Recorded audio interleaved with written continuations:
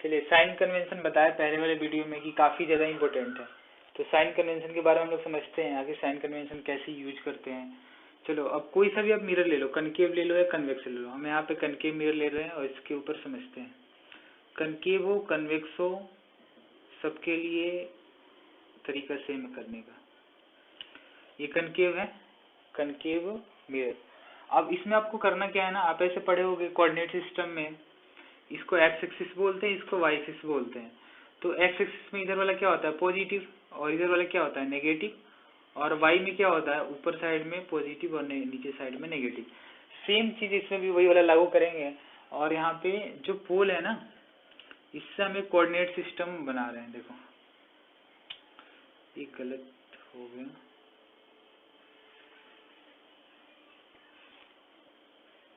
ऐसे जो पोल को टच करते हुए जाए, तो इसको हम लोग मानेंगे वाई एक्सिस पॉजिटिव का, और ये है एक्स नेगेटिव का, और ये वाला है एक्स पॉजिटिव का, और ये वाला है वाई नेगेटिव का। तो बिल्कुल आसान है। देखो, ये कोऑर्डिनेट सिस्टम से समझोगे और दुनिया का कहीं भी आप लगाओगे नहीं, मतलब तरीका, तो वहाँ गलत नहीं होगा, इतनी गारंटी है। तो आप इसी को हमेशा लगाना है, कहीं भी नहीं समझना है कि कितने बहुत सारे टीचर हैं जो पढ़ा रखे हैं साइन कन्वेंशन, बच्चों को समझ में नहीं आता है। लेकिन हम आपको बता रहे हैं, इसको आप अच्छे से समझो और सारे न्यूमेरिकल बनेंगे, ठीक है। तो इसमें ये पोल हो गया, इधर आप क्या लोगे, फोकस, और इधर कहीं सेंटर। तो अगर ये कनकेव है तो कनकेव होगा तो ऐसे होगा, फोकस उसका कहाँ होता है, आगे साइड में, सेंटर भी आगे साइड में होता है। अप्रोक्स 5 केसेस में ऐसे ही होता है। तो इसमें आपको एक तो देखना है यू। यू क्या है वो समझो। यू को हम लोग बोलते हैं डिस्टेंस ऑफ ऑब्जेक्ट। ऑब्जेक्ट के डिस्टेंस को कैसे दिखाते हैं, मतलब पोल से लेकर, पोल से ही सब कुछ मेजर करेंगे, इस बात का भी ध्यान रखना। ऑब्जेक्ट का डिस्टेंस भी पोल से ही लेंगे, कहाँ पे रखा हुआ है, और ऑब्जेक्ट का डिस्टेंस इमेज, मतलब इमेज का भी डिस्टेंस पोल से ही लेंगे कि इमेज कहाँ फॉर्म हो रहा है। तो ऑब्जेक्ट को डिस्टेंस को हम लोग किससे दिखाते हैं, यू से, और वी से दिखाते हैं डिस्टेंस ऑफ इमेज। तो ऑब्जेक्ट और इमेज का डिस्टेंस कहाँ से होता है, पोल से ही लेते हैं, हमेशा ध्यान रखना है। इसको वी से रिप्रेजेंट, यू से रिप्रेजेंट करते हैं, और इसको वी से रिप्रेजेंट करते हैं। और एफ क्या है, फोकल लेंथ। एफ को आप हमेशा बोलोगे फोकल लेंथ। चलो, अब इनके साइन कन्वेंशन हम पढ़ते हैं। तो यहाँ पे हम बहुत अच्छे तरीके से लिख देते हैं, आप इसे समझना और इसी को फॉलो करना। एक है कनकेव मिरर और दूसरा है कन्वेक्स। कभी भी न्यूमेरिकल गलत हो ही नहीं सकता है, इसकी गारंटी है। अभी हम न्यूमेरिकल सॉल्व भी करेंगे इसके ऊपर कि कैसे न्यूमेरिकल आसानी से सॉल्व भी होता है। साइन कन्वेंशन बहुत ज्यादा इंपॉर्टेंट है। चलो, इसमें यू का जो होगा कनकेव, कनकेव में आप ज्यादातर देखोगे कि ऑब्जेक्ट कहाँ रखते हैं, मिरर के आगे ही। तो ऑब्जेक्ट जब मिरर के आगे रखोगे तो मिरर का आगे यहाँ पे कहीं भी रखोगे तो यानी एक्स एक्सिस का नेगेटिव वाले में आ जा रहा है, तो यानी उसका साइन क्या होना चाहिए, नेगेटिव। यानी यू जो है, ऑब्जेक्ट का डिस्टेंस जो है, वो हमेशा कैसे लोगे, नेगेटिव साइन का लोगे, ठीक है। क्योंकि ये कहाँ रखा जा रहा है, मिरर के आगे साइड में। ऑब्जेक्ट हमेशा मिरर के आगे साइड में होता है, मिरर के आगे क्या दिख रहा है, एक्स का नेगेटिव, तो आप इसलिए यू भी क्या लोगे, नेगेटिव। इमेज हमेशा जो फॉर्म होता है कनकेव में, वो कहाँ बनता है, आगे ही बनता है। तो इमेज जो फॉर्म होता है यानी वी, एक केस है जो बैक साइड में बनता है, उसके लिए देख लेंगे। लेकिन 5 केसेस में अप्रोक्स जो है वो कहाँ इमेज फॉर्म होता है, आगे साइड में ही फॉर्म होता है। तो वी उसमें हमेशा लोगे कैसा, नेगेटिव, क्योंकि ये भी कैसा फॉर्म हो रहा है, आगे ही है, इमेज भी। अब एक और बात आ गई फोकस की, तो फोकस का भी देख लेते हैं। फोकस कहाँ है, पोल से आगे साइड में ही है, तो फोकस भी क्या होगा, नेगेटिव। यानी बिल्कुल याद रखना है कि कनकेव के लिए ऑल आर क्या होता है, नेगेटिव साइन का होता है। ये बिल्कुल ध्यान में रखना है। अभी न्यूमेरिकल में अप्लाई करना सिखाएंगे कि कैसे यू नेगेटिव कहाँ लेते हैं, वी कहाँ नेगेटिव लेते हैं, एफ कहाँ नेगेटिव लेते हैं, ये अभी सॉल्व करके दिखाएंगे। इसमें देखते हैं कन्वेक्स में। तो कन्वेक्स में हम 2 केसेस बनाए थे, 2 केसेस में दोनों में ही हमने देखा था कि ऑब्जेक्ट कहाँ रखा गया, आगे, तो इसलिए इसमें ऑब्जेक्ट का क्या लोगे, साइन अप, नेगेटिव। और दोनों ही केस में हमने देखा कि इमेज कैसा फॉर्म हो रहा था, बैक साइड में। तो इमेज अगर बैक साइड में फॉर्म हो रहा है तो बैक साइड का मतलब क्या है, यहाँ पे, तो एक्स इसमें क्या है, पॉजिटिव, तो इसमें हम लोग साइन लेंगे पॉजिटिव का। और एफ का देखेंगे तो फोकस भी क्या, जिधर इमेज फॉर्म होता है उधर फोकस भी होता है, तो इसलिए फोकस का भी क्या हो जाएगा, पॉजिटिव। तो इसमें ध्यान रखना है कि कन्वेक्स मिरर में हमेशा ही u जो होता है नेगेटिव होता है, बाकी v और f दोनों क्या हो जाते हैं, पॉजिटिव होते हैं। तो इसका ध्यान रखना है इतने और इतने का, फिर न्यूमेरिकल बिल्कुल इजी वे में सॉल्व होना शुरू हो जाएगा।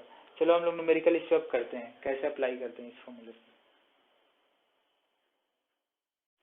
एक एनसीईआरटी का एग्जाम्पल है, इसको आप पढ़ो, एनसीईआरटी बुक खोल के यहाँ पे पढ़ते हैं, आप समझो।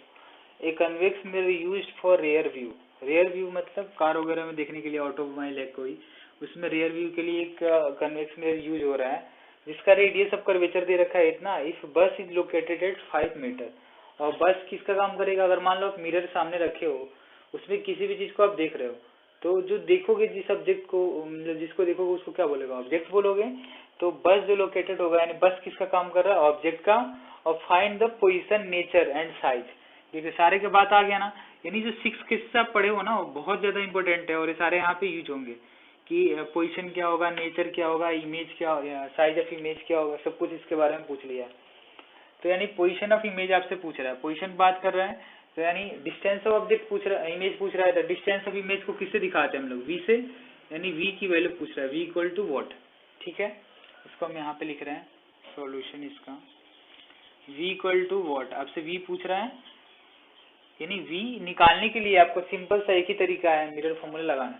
तो मिरर फॉर्मूला लगाने के लिए हमें क्या क्या पता होना चाहिए, u पता होना चाहिए, f भी पता होना चाहिए।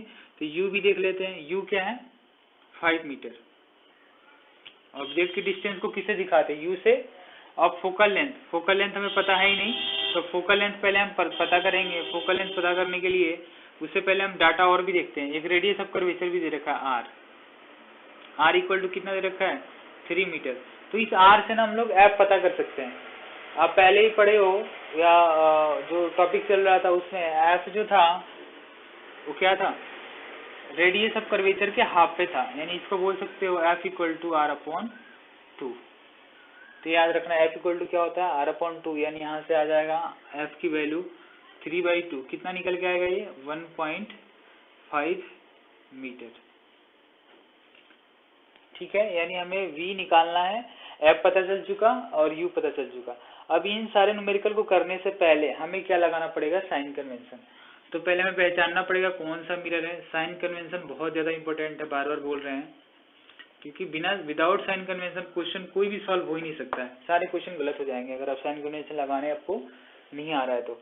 चलो अब कन्वेक्स मिरर में हम लोग बात करें, यानी साइन कन्वेंशन का कन्वेक्स मिरर में, तो आप याद करो, यहाँ लिख रखे हैं उसको, जो लोग लेक्चर नहीं देखे हैं वो लेक्चर जाकर देखें इसका, साइन कन्वेंशन वाला। साइन कन्वेंशन में क्या था, मतलब इसका साइन जो था, u का साइन क्या लेते थे, नेगेटिव, और बाकी सारे क्या थे, पॉजिटिव। तो सेम वही वाला चीज हम लोग यहाँ पे लगाएंगे। चलो, तो हमें u पता है, f पता है, v निकालना है। तो क्या कौन सा फॉर्मूला लगाएंगे, मिरर फॉर्मूला। तो by mirror formula, mirror formula क्या बोलता है, 1/f equal to 1/v plus 1/u। चलो यहाँ पे हमें क्या निकालना है, v को निकालना है।